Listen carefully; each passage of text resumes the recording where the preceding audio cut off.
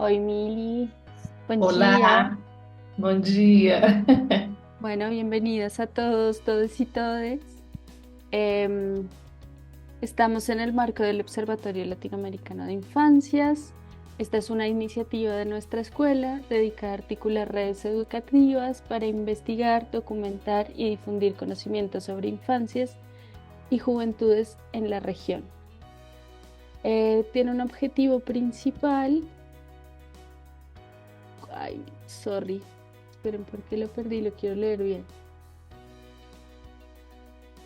De nuevo, un coso.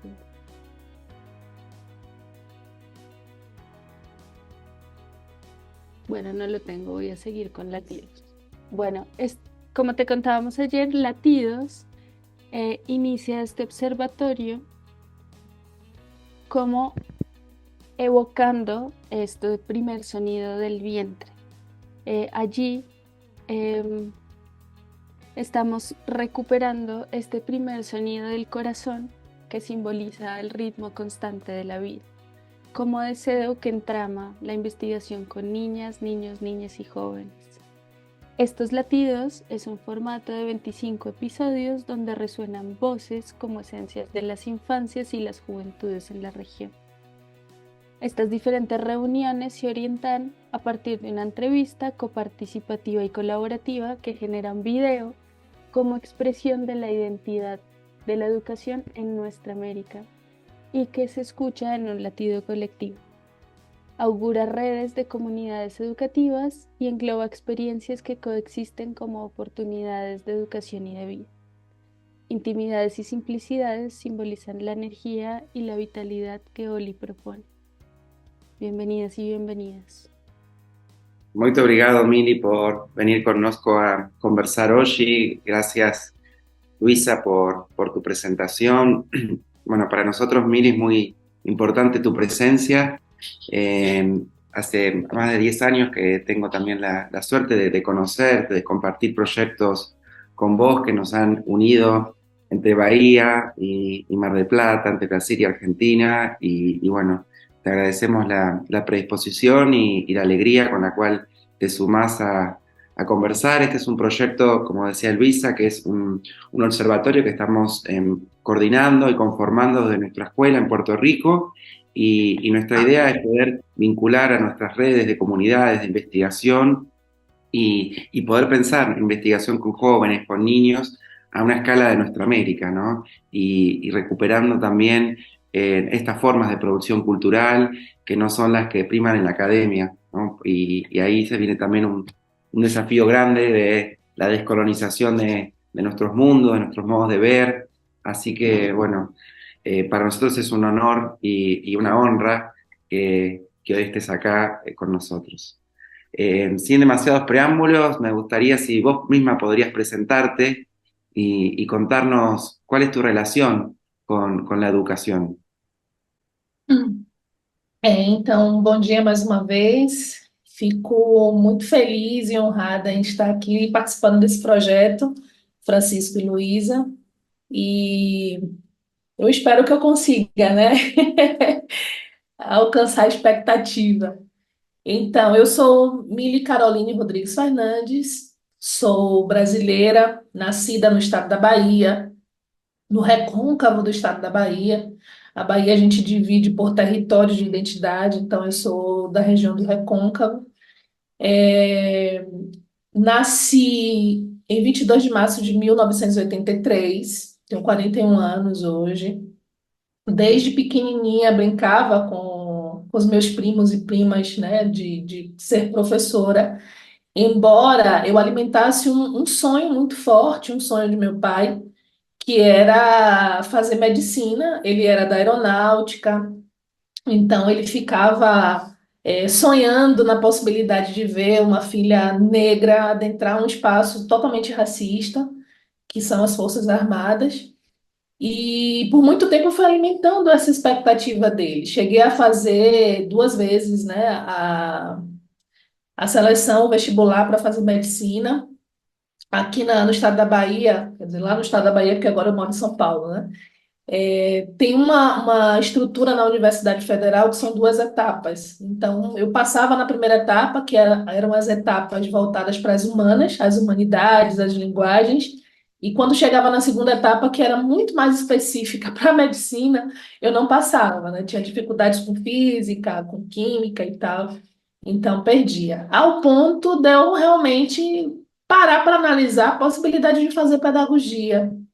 E embora muitas pessoas começassem a dizer, não, você tem toda uma estrutura para ser pedagoga, só que na minha cabeça a ideia de pedagogia era ter que trabalhar somente com crianças. E aí, quando eu começo a fazer o curso de pedagogia e a estrutura do curso da universidade que eu fazia, o curso de pedagogia era muito mais amplo para pensar pedagogia hospitalar, para pensar pedagogia nas empresas, né, no sentido de organização empresarial. Então, tinha uma gama muito aberta assim, para pensar a estrutura da pedagogia.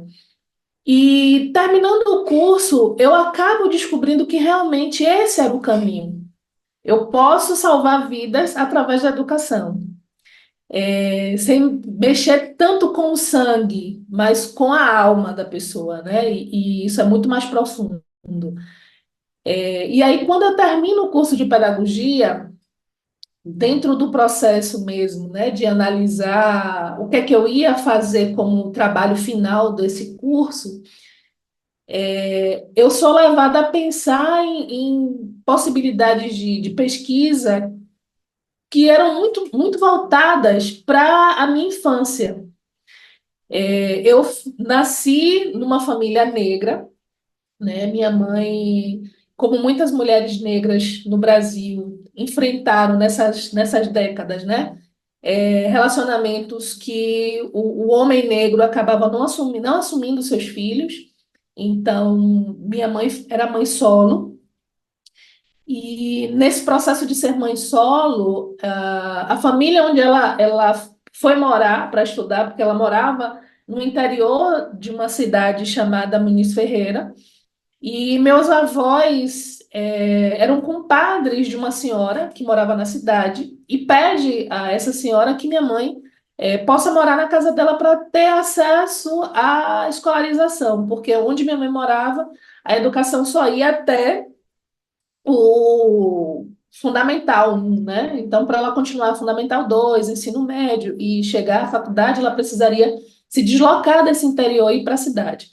Então, minha mãe faz essa mudança para a cidade, e aos 20 anos, mais ou menos, ela começa a namorar com um colega de escola e se apaixona, eles se apaixonam e tal. Ela engravida.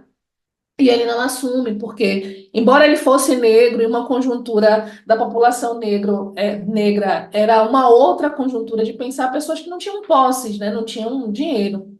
Ele era diferente, ele tinha condições, e a família vinha naquela perspectiva de pensar dele se relacionar com uma mulher branca, né, por conta de todo um preconceito de limpar a barriga, e vinham com esses discursos e tal.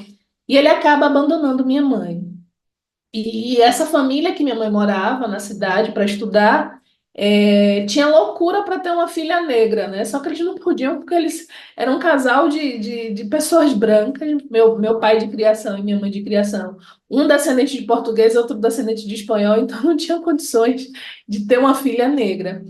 E vem nessa possibilidade de minha mãe estar grávida, de assumir mesmo, né, essa criança, que fui eu. E aí, quando eu nasci, meus pais de criação me assumiram como filha legítima, me registraram como filha deles, né? Por isso que eu tenho Rodrigues Fernandes. Minha mãe, quando eu nasci logo, minha mãe que registrou sozinha, então era Mili Carolina de Freitas. E aí, aos 7 anos, quando eu já estava um pouco maior, meus pais me perguntaram, né, o que é que eu acharia, né, se eles me adotassem, que eu recebesse o nome para ter todos os direitos que os meus irmãos de criação. Eu já estava grandinha, já entendia isso e tal.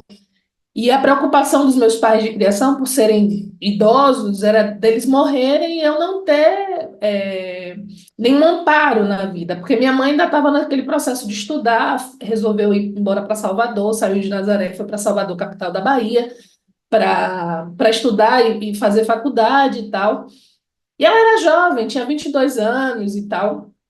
Então, minha mãe resolve, diz: Não, eu aceito, eu sei que minha filha vai estar em boas mãos. Eu também disse que aceitava, eu já morava na família, meu berço ficava no quarto dos meus pais de criação, então eu já tinha essa relação. E aí, mas ainda assim eu não perdi o meu vínculo com a minha família consanguínea, né? Eu pude crescer acompanhando a minha avó materna. Minha avó materna era rezadeira, então ela rezava as pessoas de mal olhado, de ventre caído, doenças, né? Par do vento e várias doenças. ¿Rezadera es curandera, Mili? Sim, sim, curandeira, curandeira. E eu ficava atrás de minha avó. Ela ia nos lugares rezando e eu atrás dela, e observando, aprendi a rezar com as folhas também. E algo que me chama muita atenção é que quando minha avó terminava de fazer as rezas, principalmente com as suas netas e netos, ela segurava a nossa cabeça e proferia uma frase, que era Omuntu, Cacalanga e Engango. Por muito tempo eu achei que isso era a invenção de minha avó, né? E aí, no período que eu estava já na graduação, conheci alguns amigos nigerianos e aí perguntei: essa frase é em Yorubá? Eles disseram: não, não é em Yorubá. Pode ser da língua banto, né? É algo que você pode pesquisar depois. E isso ficou muito na minha cabeça, eu não esquecia, porque eu ficava com minha avó, para onde ela ia, eu ia com ela, fazendo as rezas, atendendo as pessoas. Eu lembro que tinha um senhor de 110 anos que já estava bem debilitado, mas ele não morria, porque quando ele era jovem, ele fazia parte de um bando de arruaceiros e tinha fechado, cruzado o corpo, mas para ele conseguir descansar precisaria descruzar esse corpo. Minha avó foi, fez as rezas, eu acompanhando lá e tal. Só sei que depois dessas rezas, meia-noite, esse senhor conseguiu descansar e passou para o Orum, né? E isso me chamava muita atenção. E eu queria, de certa forma, aprender com ela também, né? Fazer essas práticas. E aí é isso. No processo da pedagogia, e eu vou ficar indo e voltando, porque toda a minha vida ela é atravessada por essas questões muito fortes da memória e da ancestralidade. E é o que tece não só a minha vida pessoal, mas a minha vida profissional e o que eu sou hoje, né? É, é resquício dessas travessias, dessas aprendizagens com a minha avó enquanto criança. E aí, na pedagogia, fazendo o trabalho final, interessante que no processo do vestibular, eu tentando 2 vezes, minha avó, eu deitada no colo dela, ela alisando minha cabeça, ela me pergunta: filha, você quer tanto fazer medicina, mas eu achei que durante a sua vida você quisesse ser professora. Porque eu me lembro quando você era pequena, ficava brincando com seus primos, ensinava seus primos a fazer leitura, a fazer conta. Isso me fascinava, porque minha avó só pôde cursar até o que a gente chama aqui no Brasil de quinto ano, que era a antiga quarta série, fundamental 1, né? Ela não teve acesso a outros, a outros estágios da escolarização. Ela sabia ler e tal, e contava histórias para a gente. Ela era a guardiã da família, né? E aí ela, analisando minha cabeça, me pergunta, né? Por que que você não vai ser professora? Você sempre quis, eu acho que é esse o caminho. Então, isso também me despertou. E na hora da escrita final do trabalho, o que é que eu escolho? Escolho pesquisar comunidades quilombolas. Eu frequentava as comunidades durante as festas, e uma comunidade em específico, que é Boitaraca, quando eu boto os pés na comunidade, é, eu rememorei coisas da minha infância. Conheci senhoras que tinham as mesmas práticas que a minha avó. E nesse período a minha avó já tinha falecido. Então isso tocou muito forte. A minha sensação era de que eu estava sendo levada por ela para aquele espaço, para aquele caminho. E aí eu começo a pesquisar comunidades quilombolas, ter acesso com as infâncias quilombolas. Nesse mesmo período, Eu fui convidada pela Secretaria do Estado da Bahia para fazer um levantamento das escolas quilombolas que tinham em todo o estado. O estado da Bahia tem 417 municípios, com 27 territórios de identidade. Então, foi um trabalho árduo, um trabalho muito profundo assim, de pesquisa. Tínhamos as equipes, a gente viajava para os interiores da Bahia para conhecer esses espaços quilombolas. E isso me ajudou muito na minha pesquisa, porque eu comecei a observar que tinham comunidades quilombolas que quilombos são espaços, isso é importante deixar aqui registrado, porque às vezes a palavra quilombo na Argentina, não sei se no Chile, tem uma conotação negativa, quilombo no sentido de bagunça, de baderna, e não. Quilombo como espaço de resistência, espaço panafricanista de luta e de resistência. Em muitos outros lugares na América Latina, a gente vai chamar de palenques, cumbis. Então, o quilombo como espaço de luta e de resistência dessa população negra que foi escravizada.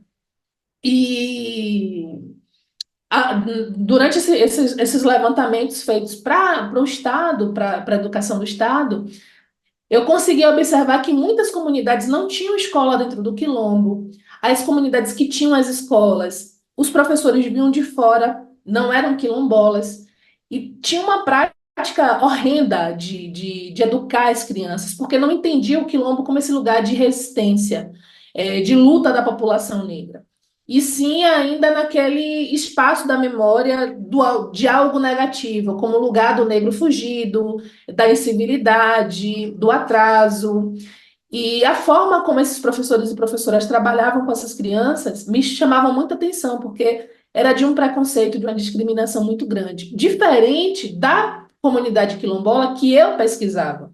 A professora era filha da comunidade, os mais velhos e as mais velhas iam para dentro da escola, participavam, né, desse processo do educar as crianças. Então, tinha um movimento totalmente diferente. Se você sentasse para conversar com uma criança quilombola em Boitaraca, que era a comunidade que eu pesquisava, uma criança de 5 anos sabia dizer como foi que aquela comunidade se formou, do jeito dela, mas ela ia contando, porque era passado dos mais velhos para os mais novos essas histórias. Isso foi me chamando muita atenção, porque em muitas outras comunidades não acontecia isso. Nesse movimento, eu fui percebendo, e aí a construção do meu trabalho final da graduação foi pensar como a educação acontecia no espaço de Boitaraca, né? Quais as possibilidades de um currículo decolonial, de um currículo que desse conta das histórias, das memórias dessas crianças, né? E de viver essa infância de fato. Porque a gente sabe que o currículo ele é totalmente eurocentrado, não consegue dialogar com essas memórias, com essa ancestralidade, principalmente quando se fala de cultura negra. E esse quilombo em si conseguia fazer esse movimento. E aí foi a finalização do meu trabalho. Passando um tempo, já concluindo o texto, sentada na porta da escola, lá dentro do quilombo, eu vou conversando com algumas crianças que já estavam estudando na cidade, porque a escola dentro do quilombo ela só atendia até o 5º ano, que é o ensino fundamental 1. Para que essas crianças pudessem continuar no Fundamental 2 ensino médio, elas precisariam se deslocar da escola da cidade, do quilombo para a escola da cidade. E nesse processo de transição, o ônibus que entrava na comunidade pegavam crianças uma comunidade rural, que não é uma comunidade quilombola, mas se a gente for fazer uma análise antropológica, sociológica, tem resquícios nessa comunidade que pode levar a ser descoberta como uma comunidade quilombola, mas até então não é considerada. Então, o ônibus entra nessa comunidade, pega os jovens, né, dessa comunidade, depois entra na comunidade de Boitaraca. Nesse processo de entrar na comunidade de Boitaraca, eles sentam na frente sentavam na frente do ônibus e nos bancos, nos assentos vazios, eles colocavam suas mochilas, seus cadernos, seus livros, para que as crianças quilombolas não pudessem sentar no ônibus. Então, essas crianças vinham em pé, da comunidade de Boitaraca até a cidade de Nilo Peçanha em pé. Se essas crianças sentassem ou tirassem os cadernos, as mochilas dos assentos, elas eram apedrejadas, elas eram chamadas de macaco. E aí eu começo a pensar nessa transição dessas crianças para a cidade, que é a minha pesquisa de mestrado, né? Pensar essa saída das crianças do quilombo para a cidade e analisar que essas crianças quilombolas, elas eram discriminadas por outras crianças negras. A diferença do território, crianças negras que moravam na cidade, crianças negras que moravam no quilombo. Então, a pesquisa do mestrado foi pensar essa saída, o olhar dos de dentro sobre os de fora, o olhar dos de fora sobre os de dentro, e pensar as formações docentes, porque aí tinha um grande problema no funcionamento da escola. Professoras e professores que eram negros, mas que tiveram seus corpos marcados por uma educação altamente racista e não conseguiam lidar com esses processos de discriminação vividos pelos quilombolas dentro da escola. Então, quando uma criança quilombola dizia, professora, fulano me chamou, ou a colega me chamou de macaco, ou a colega não quer fazer atividade comigo, a professora olhava para ela e dizia, filha, você é macaca? Não, professora, eu não sou. Então, esquece, deixa para lá. E isso foi me chamando a atenção. Aí, para a pesquisa, eu resolvo fazer uma escuta sensível com esses professores e com essas professoras, para entender um pouco como o racismo funciona na nossa estrutura, né, subjetiva. Lembrando que, durante a minha infância, na quarta série, que hoje a gente chama quinto ano, na minha escola, a gente tinha, durante as festas juninas, festas que acontecem aqui no Brasil no mês de junho, uma eleição para quem seria a rainha do amendoim, para quem seria a rainha do milho, e tinha a quadrilha, né? A gente fazia as escolas faziam essas eleições e tinham as danças durante essa festa junina. Quem é que podia ser a rainha do milho? Geralmente tinham que ser meninas brancas, de olhos azuis ou verdes, com os cabelos loiros, compridos, porque remetia ao milho, o milho é amarelo, então na cabeça dessas pessoas seria a rainha do milho. Quem poderia ser a rainha do amendoim? Meninas morenas com os cabelos cacheados, compridos, negros, para compor. E eu sempre quis ser a rainha do amendoim. E aí eu lembro que a professora que eu mais gostava, ela me disse que eu não podia ser a rainha do amendoim porque eu era preta e tinha cabelo crespo. Meu cabelo não era comprido para ser a rainha do amendoim, né? Nessa mentalidade que eles criaram. Então ela olha para mim e me pergunta, você quer realmente ser a rainha do amendoim? Só se você for a rainha do amendoim queimado, porque você é preta e tem um cabelo crespo. Só que ela não usa cabelo crespo, ela fala cabelo duro, que é uma terminologia que se usa aqui no Brasil. E isso marcou muito a minha infância. Eu tinha 9 anos, estou com 41 e eu me lembro muito bem. Então, esse fator vai me chamando a atenção para compreender os processos que esses professores que trabalhavam na escola na cidade viviam com os alunos quilombolas. E aí, nesse movimento de sentar e ouvir individualmente e depois coletivamente esses professores e essas professoras, saíram várias questões, né? Vários depoimentos de professora dizendo que na época da escolarização, quando era pequena, nas cidades do interior tinha uma prática muito forte, católica, que é coroar Nossa Senhora. Então, muitos interiores tinham essa prática quando chegava o dia da santa protetora daquela cidade, né? Tinha a questão de coroar. Todas as crianças eram vestidas de anjo, usavam aquelas auréolas e tinham que coroar Nossa Senhora. O que era a coroação? Nossa Senhora tinha coroa, então uma das crianças eram escolhidas para colocar a coroa em Nossa Senhora e enfeitar Nossa Senhora, a santa, né? Com as flores ao redor.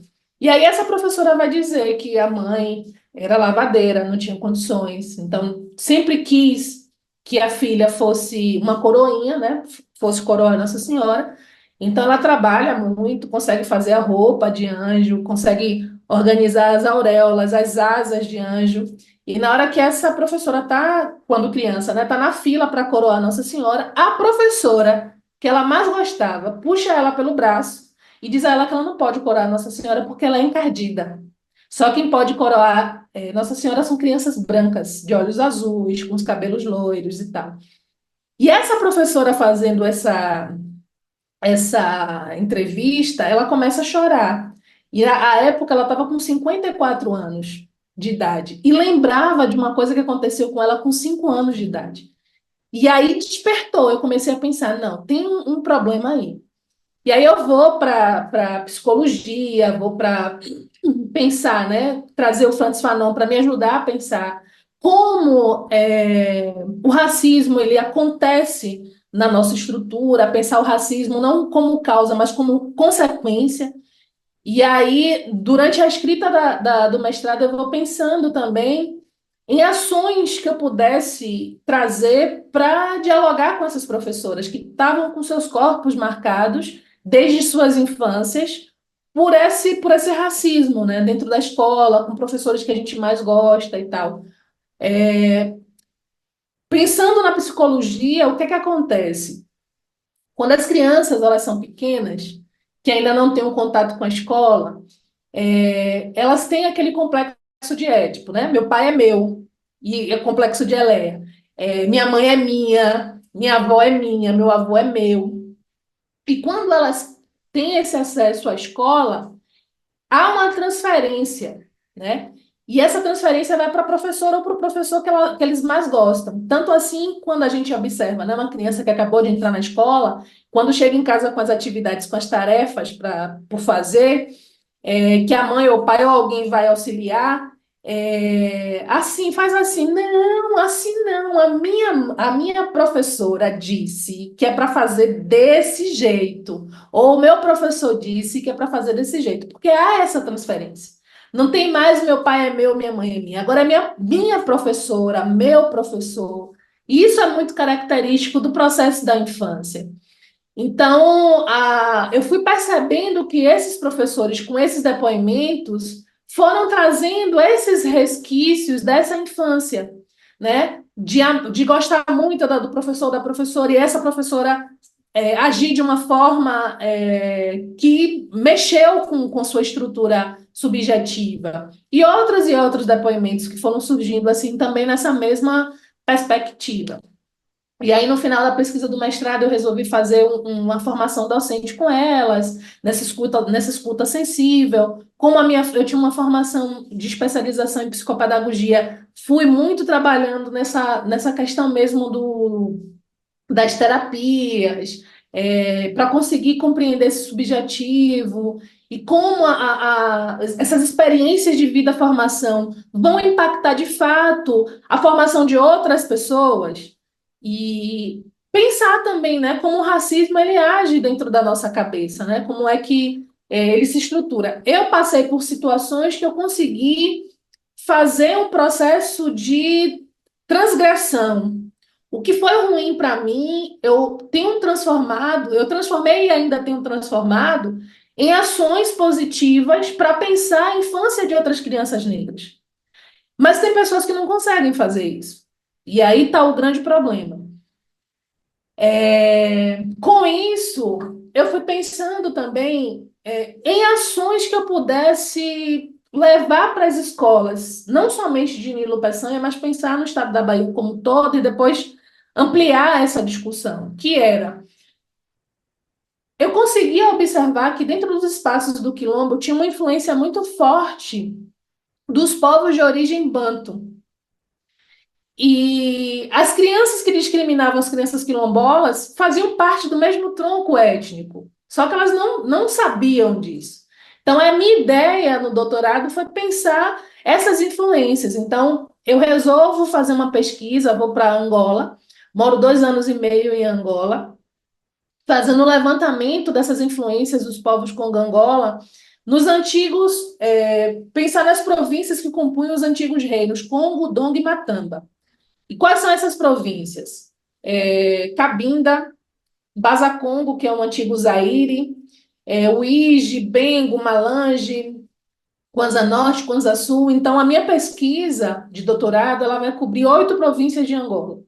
Esses 2 anos e meio que eu morei em Angola, eu fui conversando e tive acesso a lugares que ninguém nunca teve. Geralmente as pessoas, quando saem do Brasil para ir para os países africanos pesquisar, ficam mais nas capitais e vão fazendo levantamentos bibliográficos e voltam para o Brasil com um catatal de pesquisa, né, com os livros publicados a partir desse levantamento bibliográfico. Eu não queria isso. Eu sempre entendi que se a gente tivesse acesso a uma história que não nos foi contada, uma história positiva sobre o que é ser negro, né? E de como os nossos antepassados viviam, eu acredito muito, e isso muito forte mesmo, que essas crianças teriam uma outra forma de se olhar, de se aceitar enquanto negros e negras. Porque é interessante você ouvir dizer que seus antepassados que foram sequestrados de África para cá eram reis, eram rainhas, eram príncipes, eram princesas, que tinham uma estrutura social, econômica muito grande, religiosa, muito grande, antes do contato com o colonizador. E aí eu queria ouvir das populações, né, sobre essas histórias. E eu vou ter contato com reis, com autoridades tradicionais de Angola, com rainhas, com princesas, com príncipes. Embora Angola tenha a presidência, né, e o Senado, ministros, né, administradores como tal, se respeita essas autoridades tradicionais, que, de certa forma, depois do processo, né, de formação dos Estados-nação, essas autoridades tradicionais, elas não têm o poder de Estado, mas ela tem o poder dentro dos grupos étnicos. A Angola tem 9 grupos étnicos, de resolver conflitos. Então, tudo se resolve com essas autoridades tradicionais. E aí, voltando novamente para a minha vida pessoal. Lembram que eu falei que minha avó segurava a cabeça da gente e falava a frase, "Eu muto cacalanguengango"? Então, quando eu cheguei em Angola, meu primeiro movimento de pesquisa de campo, eu vou para uma província chamada Uíge,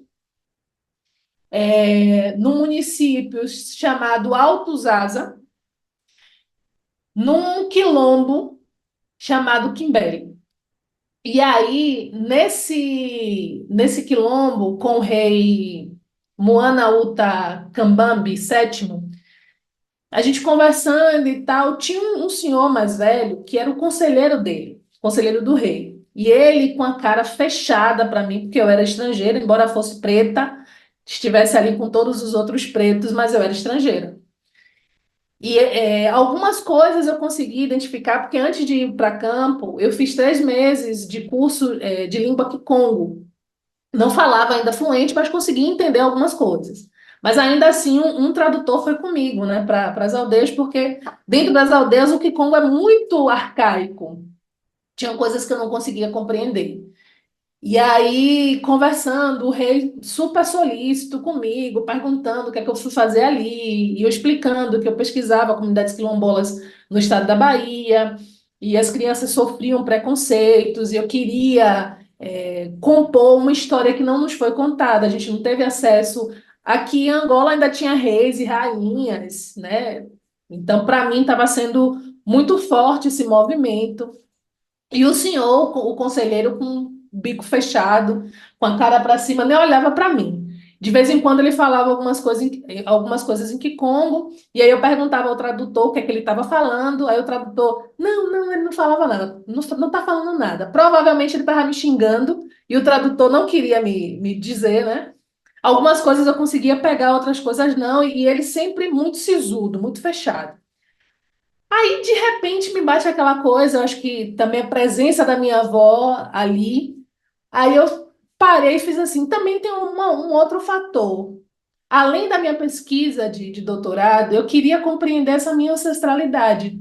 porque eu acho que eu sou de descendência dos povos Banto e provavelmente aqui de Angola, de onde eu não sei, porque nesse processo do tráfico a gente acabou perdendo, né, essa linha do tempo, essa árvore genealógica. Mas a minha avó falava uma frase que eu não sei se é Banto. Eu já perguntei a alguns amigos nigerianos, eles disseram que não é Yorubá, mas acredito que possa ser Banto. E aí o rei me pergunta como é a frase. Aí eu disse, Omuntu Kakalang Ngango. O conselheiro que estava fechado, não queria falar comigo de forma alguma, olha para mim, segura meu braço e diz assim: Você pode repetir? E eu achando que ele não falava nada em português, porque ele só falava em Kikongo. E aí eu olho para ele assim, assustada, porque ele falou em português. Quer dizer, e o tempo todo ele estava me entendendo, ele não queria me dar espaço para falar, como a gente fala na Bahia, ele não queria me dar ousadia. E aí ele segura meu braço, você pode repetir? Aí eu fiz Omuntu Kakalang Ngango. Aí ele olhou para mim e fez: Você é nossa. Essa frase é uma frase em Kikongo, que você sabe o que significa? Eu fiz: Não, não sei. Minha avó falava, segurando a cabeça da gente, quando terminava de rezar a gente com a folha. Aí ele disse: Omuntu Kakalang Ngango significa a pessoa tem que ter inteligência, tem que ter sabedoria. E a frase que sua avó falava é um Kikongo arcaico. A gente não usa mais cacalanga. A gente diz omuntu calanguinhangango.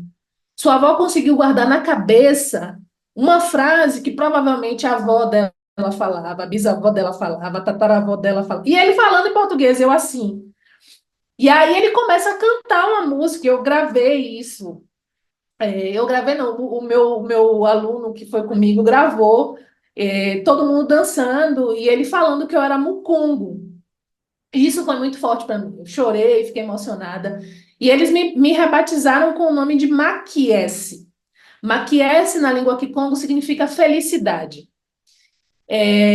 Saber que eu sou de origem Kikongo, né, de um dos grupos étnicos de Angola, isso foi muito impactante para mim. Existe a Mili que foi para Angola e existe a Mili que voltou de Angola, sabendo de suas origens, fazendo valer aquela memória que a minha avó não deixou morrer quando eu era pequena, sabe? De ser rezadeira, de me falar da importância de ser negra, de falar da importância dessa ancestralidade, da gente se reconectar com o nosso sagrado.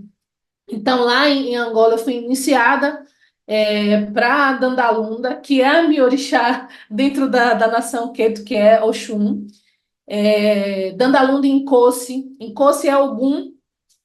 E passei pelos rituais, dormi na de Cissa, fiquei no Roncó, lá eles não chamam Roncó, aqui que a gente, no Brasil que a gente chama Roncó, lá eles chamam casa de tinta, e aí tem as curas nos braços, feitas, né, por eles, isso aqui, essas curas significa linhagem, então eu sei qual é a minha linhagem, então foi uma experiência assim muito forte, sabe? Da Mili mulher ter se encontrado criança nesse processo de conhecer a sua ancestralidade. Então, a minha pesquisa de doutorado ela foi nesse processo dessa compreensão. O que interliga os quilombos do Brasil com essas populações que foram sequestradas, né? Essas influências que estão vivas no nosso corpo. E aí a minha pesquisa ela vai compreender uma metodologia que eu vou chamar de Macuco Amatato. Macuco Amatato, na língua Kikongo, significam 3 pedras que amparam uma panela. Quais são as 3 pedras? Que eu vou denominar de língua, ritual e território. A língua tem um sistema dentro da língua do grupo Banto que se chama aumento, que é a vogal A e a vogal E ou a vogal O no início de uma comunicação. Por exemplo, na região de Bazacongo, do Zaire, as pessoas têm o costume de usar o O na frente da comunicação. Opanguame, Tsikamene. Opanguame significa, na tradução, ô meu irmão, ô minha irmã, acordaste bem? na linguística banto, não tem masculino, feminino, singular e plural. A estrutura da frase, ela é única. Só faz a tradução, por exemplo, se eu estou falando com Francisco, já sabe que a tradução o meu irmão. Se eu estou falando com Luísa, já sabe que a tradução é minha irmã. Então, a mesma construção, o Panguame, serve para os dois. E aí, esse o Panguame. E na região do Ijo se utiliza o e Panguame, Tsikamenê. E aí eu vou observando a forma de falar, o tom, o peso da fala, que é muito característico da forma como a gente fala na Bahia. Na Bahia, na região do Recôncavo, na capital e algumas regiões metropolitanas, a gente tem o costume de utilizar o ô. Ô manhã, ô painho, ó painho, e é nessa mesma tonalidade. E na região do Baixo Sul, que é onde eu pesquiso, né, as comunidades quilombolas, se utiliza muito e. É painho, é mainha, é vó, é vô. E essa forma mesmo carregada de fala.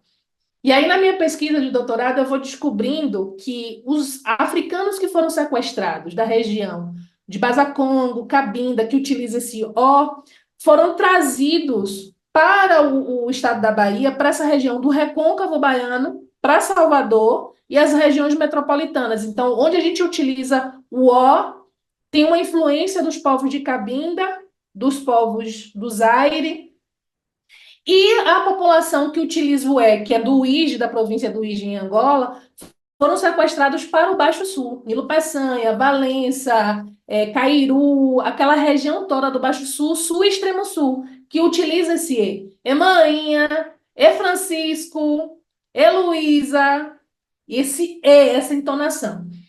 E aí eu vou pensar essa forma aqui para a nossa língua portuguesa. A gente tem uma classe gramatical na língua portuguesa que a gente vai chamar de vocativo, porque esse e esse o, quando a gente retira da frase, ele não perde o sentido, porque não é um artigo definido. Esse o, esse e não está definindo algo. É só uma forma de falar, é o tom da fala. Se eu falar, por exemplo, Panguame Tsikamene, continua a frase, irmão, irmã, acordaste bem, dormiste bem? Então, o o e o é, sendo retirado da frase, não perde o sentido. Então, não é uma classe gramatical. E no vocativo da gente aqui no Brasil, ô manhinha, compra um sorvete para mim. Ô painho, me dê dinheiro. Ô moço, quanto é que custa essa bolsa? Se eu tirar esse O ou esse E do português, não perde o sentido. Moço, me dê aí essa bolsa. Francisco, então assim, não tira o sentido. E aí eu vou dizer que a influência do aumento da língua quicongo é a presença desse vocativo falado na comunicação da população da Bahia. Essa é a minha primeira pedra, que é a língua. A segunda pedra da pesquisa é o processo do ritual. Muitas comunidades quilombolas, muitos municípios no estado da Bahia utilizam máscaras em movimentos de festejo. Em Nilo Peçanha, que é a cidade onde fica o quilombo de Boitaraca, tem um grupo chamado Zabiapunga. Não é somente em Nilo Peçanha, Cairu, Valença, Boipeba, tem essa manifestação que é a utilização dessas máscaras, fazem todo um som com os instrumentos utilizados no trabalho da colheita, enxada, concha, eles utilizam as conchas de praia, aqueles búzios grandes, para fazer o som. E em outras comunidades, por exemplo, no Recôncavo, em Santa Amaro, em Cachoeira, tem outras manifestações culturais também que utilizam as máscaras. Tem o Negro Fugido, de Santa Amaro, do Acupe, tem os Cucumbis, em Maraú. Então, são vários grupos que utilizam essas máscaras. E essas máscaras estão correlacionadas com as máscaras que o povo em Cabinda utiliza, um grupo chamado Bacama. Tanto o grupo Bacama quanto no Kwanza Sul também tem os Otingange, os Kaviula, que também usam essas máscaras. E essas máscaras estão correlacionadas com Inquice. Inquice é espírito. Dentro da nação do candomblé de origem Angola, a gente não chama orixá, a gente chama Inquice. Inquice é esse espírito que vem, se manifesta e cura, né? Tem todo esse processo. Então, eles utilizam as máscaras para invocar Inquice, para invocar espírito. Tanto é que as roupas que esse grupo Zabiapunga usa em Nilo Peçanha e no Baixo Sul é chamado de muquiche. Muquiche, na língua Kikongo, significa espírito. Mu, porque a linguística banto, plural e singular está sempre no prefixo. Então, mu é, seria um espírito. Baquice, o ba significa muitos. Por exemplo, a palavra banto. Banto, povos. Muito, povo. Pessoa. Uma pessoa. Então, muquiche é um espírito. A pessoa que se veste, que está usando a máscara, é um espírito. Só que com esse trânsito para o Brasil, muitas coisas se perderam, mas assim, os elementos essenciais, como a máscara, a roupa, as palavras, e o processo da invocação desses espíritos permaneceram. E aí é a segunda pedra, de pensar como os nossos antepassados conseguiram guardar na cabeça essas influências através das máscaras. Em muitos casos, em Angola, alguns grupos étnicos que utilizam a máscara também têm um processo da transição da circuncisão masculina. Aqui no Brasil a gente não viveu isso, mas assim, o ritual em si, de fazer toda uma reverência para a ancestralidade, porque Zabiapunga, em Nilo Peçanha, ele só sai na madrugada do dia 1º para o dia 2 de novembro, que é o dia dos mortos. Então, eles fazem essa reverência para as pessoas que já morreram. Só saem, hoje em dia eles saem em outros movimentos, em festas da cidade, são convidados por outros lugares para se apresentar, já saíram do país e tudo. Mas o sentido primeiro é esse movimento de reverenciar aos espíritos que faziam parte dessa grande família. E a terceira pedra é pensar, de fato, a estrutura do quilombo, porque a gente tem uma vasta literatura no Brasil que vai falar do quilombo como descendência dos povos de origem ovimbundo. E aí, que fala umbundo, na minha pesquisa durante esses 2 anos e meio, por observar, né, os 9 grupos étnicos em Angola, eu fui tentando compreender como era que cada grupo entendia o que era quilombo. Então, cada grupo vai dizer que o quilombo, para o grupo Bakongo, que fala Kikongo, que é o grupo da minha ancestralidade, da minha linhagem. Para o grupo Bakongo, o quilombo ele pode ser o lugar de juntar pessoas, o lugar de oração. Para o povo ambundo, que fala quimbundo, o quilombo pode ser o lugar de guardar comida. Para o povo ovimbundo, que é o que a gente tem acesso aqui no Brasil, é o lugar do acampamento militar, de juntar pessoas. Para os povos Chokwe, o quilombo ele é o lugar de segurança, de oração. E aí, na minha pesquisa, eu vou compreender que para cada grupo étnico que foi sequestrado de Angola e trazido para o Brasil, o quilombo ele vai tendo várias concepções.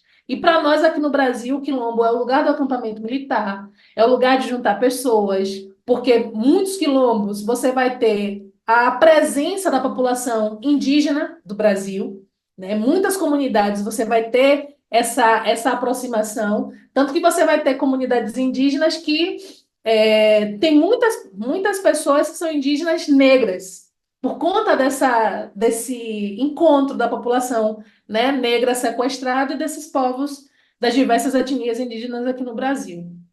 Então, cada grupo desse sequestrado trazido para o Brasil trouxe consigo essa ideia do que é o quilombo. E o que a gente chama de quilombo aqui no Brasil, lá em Angola, para todos eles, para todos os grupos, se chama mutolo. E aí eu fui trazendo esses conhecimentos para o contexto da educação aqui no Brasil, pensar a educação do estado da Bahia. Então, a pesquisa do doutorado ela possibilitou uma nova construção das diretrizes curriculares da educação da Bahia, para a educação escolar quilombola. Com a minha pesquisa, a gente pode fazer uma reformulação do documento curricular para as escolas do estado da Bahia. Com a minha pesquisa, eu pude organizar materiais didáticos para formação de professores e para as escolas atenderem crianças quilombolas e crianças que saem dos espaços do quilombo para estudar em outras escolas, que não são, né, quilombolas, mas que recebem esses estudantes. Foi aprovado agora um projeto que eu fiz ano passado com o Ministério da Educação aqui do Brasil, que é a licenciatura para educação escolar quilombola. Então, a gente tem uma licenciatura, vamos poder formar professores para lidar com esses espaços. Estou montando um projeto de especialização, porque assim, a ideia é de que esses estudantes quilombolas eles possam voltar para suas comunidades e formar outras crianças. Como a gente conseguiu com a educação indígena, aqui no estado da Bahia, tem a licenciatura indígena, tem as especializações. E quem é que faz essas licenciaturas e essas especializações? A própria população indígena, com especificidades no curso de formação. Quem é tupinambá vai ter uma licenciatura voltada para os povos tupinambá. Quem é cariri, quem é pataxó, cada grupo étnico indígena tem a sua licenciatura própria para o seu grupo. Não é uma licenciatura ampla para pensar a população indígena, não. Uma licenciatura muito específica. Da mesma forma, a gente pensou para a educação escolar quilombola, porque os quilombos eles são diversificados. Você vai ter quilombos rurais, você vai ter quilombos urbanos, você vai ter quilombos que vão estar em regiões de seca, né, do sertão, você vai ter quilombos que vão estar na região litorânea, e isso vai modificando as práticas de produção dentro do quilombo. E a formação desses professores tem que estar lidando com essas especificidades territoriais. E é isso, assim, a minha vida ela foi sendo atravessada por essas questões, desde quando a minha avó, né, como rezadeira, vai falando da importância dessa ancestralidade e a minha compreensão enquanto mulher preta, né, de fazer com que as nossas crianças negras, principalmente as crianças quilombolas, elas saibam a sua origem. Como eu falei, existe a Mili que foi para Angola, existe a Mili que voltou de Angola. Eu sei quem eu sou. Infelizmente, não dá para fazer um mapeamento de dizer, meu antepassado que foi sequestrado para cá foi fulano ou fulana. Não tenho como fazer isso. Infelizmente, o processo do tráfico humano me impossibilitou de saber detalhadamente essa minha árvore genealógica. Mas existe uma coisa muito mais forte que é essa ancestralidade que está presente, né? Eu sei de onde eu vim, eu sei quem é a minha linhagem, eu sei quem são os meus ancestrais. Isso fortalece a minha caminhada enquanto professora, enquanto militante, enquanto desejosa de uma transformação para a população preta. E é isso.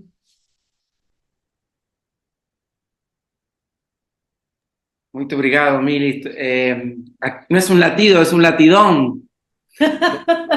Acabó nuestro cuestionario. Estoy aquí arrepiado, te escuchando, Ay, porque sí, gracias. gracias. Lo primero que te digo, Mili, en español, también es gracias por compartir esta búsqueda que me emociona, que me arrepía y me emociona en cuanto te escucho. Como amiga, también como educadora, y te admiro profundamente.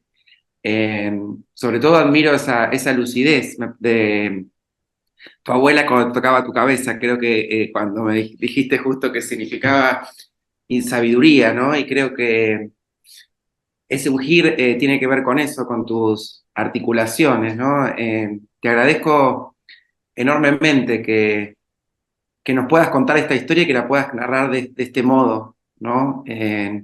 Creo que me llena de energía para pensar que la academia puede ser un lugar también para que esto ocurra y no sé, ya acabaste con todas las preguntas, con esta pero pienso en este latido colectivo que nos traes, traer tu voz, Mili, acá en esta presencia, ¿no? Que en este observatorio, que mismo latinoamericano, en su mayoría, yo como hombre blanco, eh, acaba con todo esto que veníamos también pensando, porque también nos trae esta necesidad de pensar otros registros, ¿no? Mucho más sutiles de esta memoria ancestral y de todo lo que nos decís.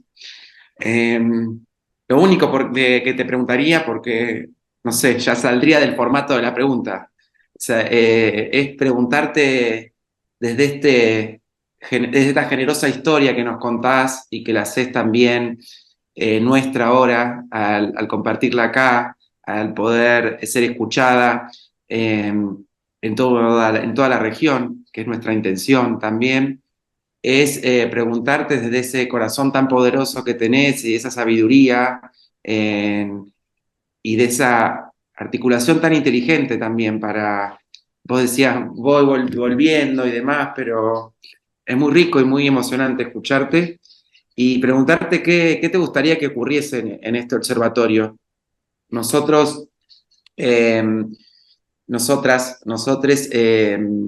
bueno, estamos pensando en varios proyectos que tienen que ver con poder investigar no sobre los niños, sino con los niños, ¿no? Donde los niños puedan participar y sobre todo están participando educadores de comunidades de aprendizaje no tan formales, ¿no? De las comunidades más rígidas, ¿no? Y que vienen con experiencias muy lindas de donde los jóvenes y los estudiantes, bueno, eligen qué aprender, cómo, investigan y nuestra intención en este espacio es poder sistematizar un poco todos esos datos y todo ese trabajo tan grande que hacen tantas personas y tantas comunidades.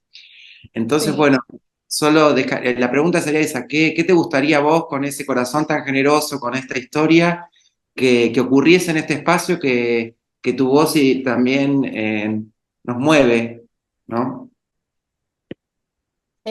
Como eu venho, né, nessa perspectiva dessa ancestralidade, eu acho importante a gente começar a escavar essa ancestralidade, essas histórias nas comunidades, nos espaços de investigação. Porque, por exemplo, o que eu estou montando, né, para ir para a Argentina é pensar os corpos afro-argentinos. A gente tem vários elementos na Argentina que remete a esse processo, né, da influência dos povos banto. O tango, que vem da palavra tango, que significa rezar, e que a gente não tem essa compreensão de que a própria dança, ela não é espanhola, ela é de origem afro. Ela é de origem afro.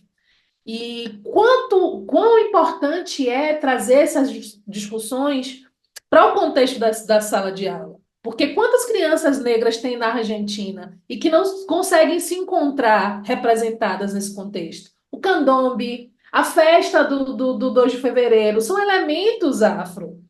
E se a gente for pegando, são vários elementos afro que vai estar, né, nesse espaço. Então, de que forma a gente pode escavar, trazer essas memórias, essa ancestralidade, para essas crianças terem acesso, para esses professores começarem a compreender uma outra forma de história, compreender o quão forte foi esse processo de colonização, né, nos nossos países. Então, acho que o primeiro passo é esse, pensar nessas infâncias, de fato, né? Que infância é essa? Que eu não tenho acesso à minha ancestralidade, que eu não conheço a minha herança afro, não conheço a minha herança indígena, ou que contaram que ser negro ou que ser indígena é ser ruim, é não prestar.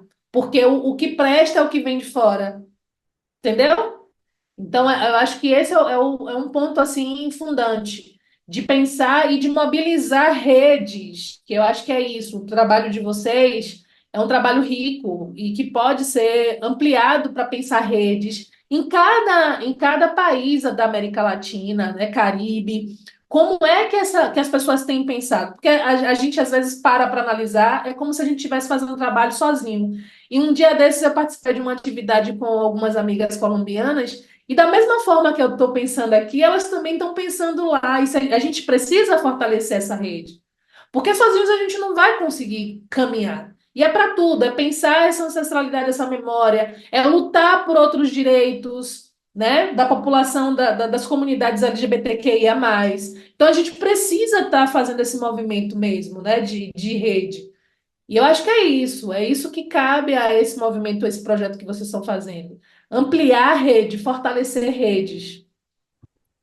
Muito obrigado, Mili. No sé si Luisa quiere compartirte alguna conversación, pero te agradecemos mucho tu voz, tu participación, tu presencia, tus cuestionamientos también, tu rebeldía, y te admiro profundamente, Mili. Muchas gracias. Graças. Eu que agradeço pelo convite e eu espero a gente fortalecer essas redes. Aqui no Brasil, vocês sabem que podem contar comigo e tem uma galera grande aqui também que a gente pode estar fortalecendo e ampliando mesmo, pensando essa rede de uma forma muito mais ampla, né? Dominar a América Latina, que é o que eu tenho querido muito, assim, pensar as influências dos povos Congo-Angola, dos povos Banto para a América Latina e descobrindo elementos. Um dia desse eu estava lendo um livro da Sheila Walker, que fez um levantamento, né, com vários pesquisadores da América Latina sobre as influências dos povos afro.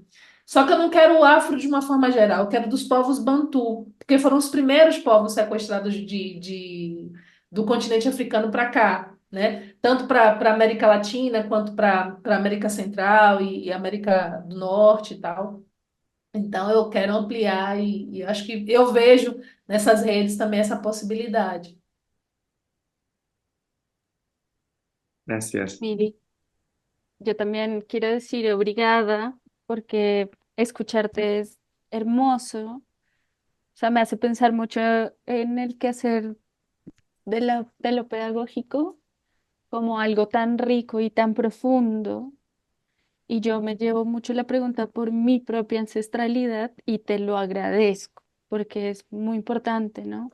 Es muy importante todo lo que nos has traído acá y yo me quedaría escuchándote mucho tiempo, o sea, y eso es muy significativo, ¿no? Y gracias por traernos también esta pregunta por la ancestralidad acá, a este observatorio, ¿no? Es algo que traes tú y que entonces empieza a latir dentro de nosotras y ojalá siga resonando.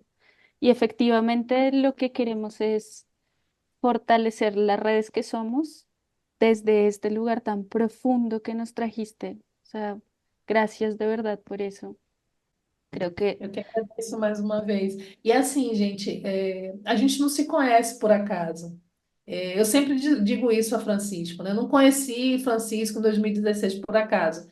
A ancestralidade é muito forte e a gente vai encontrando as pessoas certas, nos lugares certos, nos momentos certos. E acredito muito nessa grande missão que a gente tem aqui. A gente está aqui de passagem, mas é uma passagem que a gente precisa marcar e fazer transformações no lugar onde a gente estiver, né? Se nós somos professores e professoras, pesquisadores e pesquisadoras, a gente tem que fazer essa diferença no lugar onde a gente está.